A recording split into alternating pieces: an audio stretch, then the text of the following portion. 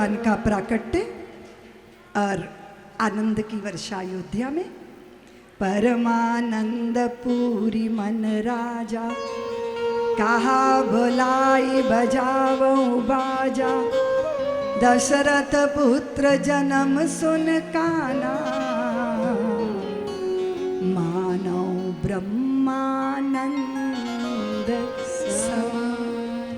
और जब हमारा हृदय आनंद से परिपूत होता है ना, तो फिर हमारा बांटने को दिल करता है, हम देना चाहते हैं। इसलिए सर्वस दान दीन सब काहू, जिन पावा राखा नहीं ताहू। जब आपको प्रेम नहीं मिलता ना, प्यार, बहुत सारे बच्चे देखे होंगे जो माँ बाप उनको प्यार नहीं करते ना, तो उनका पेट बड़ा हो जाता है। पता है क्यों? क्योंकि वो अपने भीतर के खालीपन को भोजन से भरते हैं। आपने देखा, जो माता बच्चों को बहुत प्यार करती है ना, वो ग्रास ले ले पीछे भागती हैं, पर वो खाना नहीं चाहता, क्योंकि वो तृप्त है प्रेम से। जिसका अंतर मन प्रेम से तृप्त होता है, वो वस्तुओं का संग्रह करने की मूर्खता, उसको उसमें रुचि नहीं होती। अब उसका स्तर उठ गया है, पदार्थों से ऊपर उठ गया। बहुत सारे लोग हैं जो प्रेम के अभाव में वस्तुओं का संग्रह करते। एक स्त्री बोली मुझे, दीदी माँ, ये मेरे पति है ना, इनको कचरे से भी प्यार है। अगर मैं चाहूँ ना कि कबाड़ी को बुला के कचरा वचरा सब रद्दी वद्दी बेच दूँ, तो ये दंगा करते हैं मेरे से। मैं क्या, मुझे तो भरोसा नहीं होता। कहती है आपको एक्सपेरिमेंट करके दिखाऊं? मैंने कहा। उसने बिल्कुल घर की घिसी हुई झाड़ू, जो बिल्कुल घिस गई थी, उसमें कुछ बचा ही नहीं था, उसने उठा के वो कूड़े के ढेर पर फेंक दी।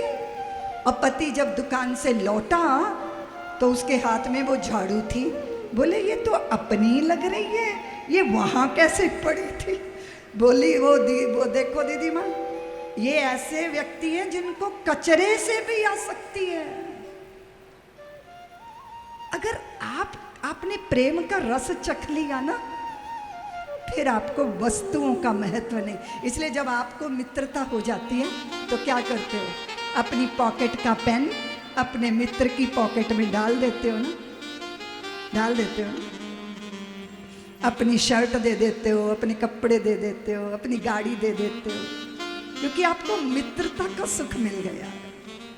थोड़ा सा अपने आप को ऊपर उठाना चाहिए। देह से ऊपर उठो, वस्तुओं से ऊपर उठो, पदार्थों से ऊपर उठो। थोड़ा सूक्ष्म जगत में प्रवेश करने का अभ्यास करना चाहिए। और ये बहुत सुंदर होता है कि जब अब आपके पास पदार्थ है, पर आपके सुख के लिए नहीं, किसी दूसरे के सुख के लिए। अब धन है, वो धन का उपयोग आप धर्म के लिए करोगे, राष्ट्र के लिए करोगे, जरूरतमंदों के लिए करोगे, अपनी रिक्तता के लिए नहीं करोगे। अब आप पूर्ण हो। परमानंद पूरी मन राजा, मन में पूर्णता का बोध हो। और पूर्णता का बोध पूर्ण परमात्मा के चिंतन से प्राप्त होता है। पूर्ण है यह, पूर्ण है वह, और पूर्ण से यदि पूर्ण को निकाल दिया जाए तो जो शेष बचेगा वो क्या होगा? वो भी पूर्ण होगा। हम पदार्थों के लिए नहीं है, पदार्थ हमारे लिए है। घोड़ा इसीलिए किया कि हम उस पे सवारी कर सकें, और पता चला घोड़ा हमारी सर पे चढ़ के बैठ गया, घोड़ा हमारी सवारी कर रहा है।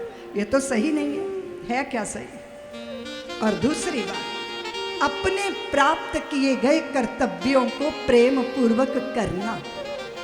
आपकी जो ड्यूटी, आप पति हो, आप पुत्र हो, आप पिता हो, आप मित्र हो, आप नेता हो, समाज का नेतृत्व कर रहे हो, कैसे मन से कर रहे हो? अपने मन की गांठ तो खोलो जरा, बताओ तो। उत्तरदायित्व तो निभा रहे हो, पर थके थके से हो, हारे हारे से हो, पराजित पराजित से हो, बेमन बेमन, बुझे बुझे बुझे, मरे मरे। ये क्या हो रहा है? ये क्या हो रहा है? एक महात्मा ने पूछा ये क्या हो रहा है?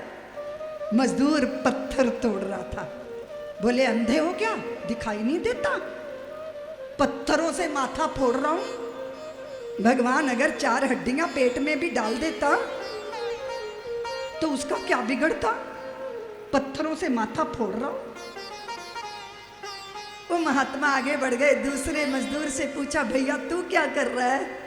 तो उसने कहा, महाराज कर्मों का मारा हूं, किस्मत का कंगाल हूं, प्रारब्ध का खोटा हूं, बुरे कर्मों के पापों की पोटली ढो रहा हूं, रोजी रोटी की व्यवस्था में लगा हूं।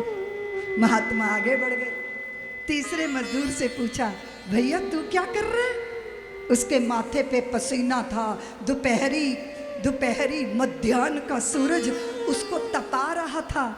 उसने धीरे से अपना हथौड़ा छोड़ा और मुस्कुरा के बोला, महात्मा जी मैं बहुत भाग्यशाली हूँ, हमारे गांव में भगवान का मंदिर बन रहा है और मैं मंदिर बनाने की सेवा में लगा हुआ हूँ। तीनों पत्थर तोड़ रहे थे, तीनों उसी जगह पे थे, तीनों के माथे पे दोपहर का सूरज चमक रहा था, तीनों के माथे पे पसीना था, तीनों थके हुए थे, पर एक किस्मत का भोग रहा था, एक रोजी रोटी कमा रहा था और एक भगवान के मंदिर का निर्माण कर रहा था। ये बताओ बंधुओं, हम क्या कर रहे हैं? हम अपना प्रारब्ध भोग रहे हैं, रोजी रोटी की व्यवस्था में लगे हैं, या अपने जीवन के देवालय का निर्माण करने लगे हैं?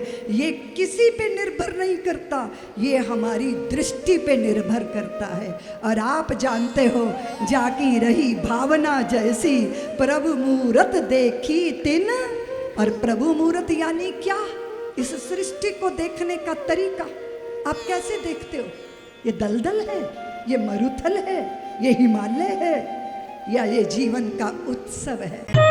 सब्सक्राइब करें साध्वी ऋतंभरा जी के YouTube चैनल को और हमारी वीडियोस को सबसे पहले देखने के लिए बेल आइकन को दबाना ना भूलें।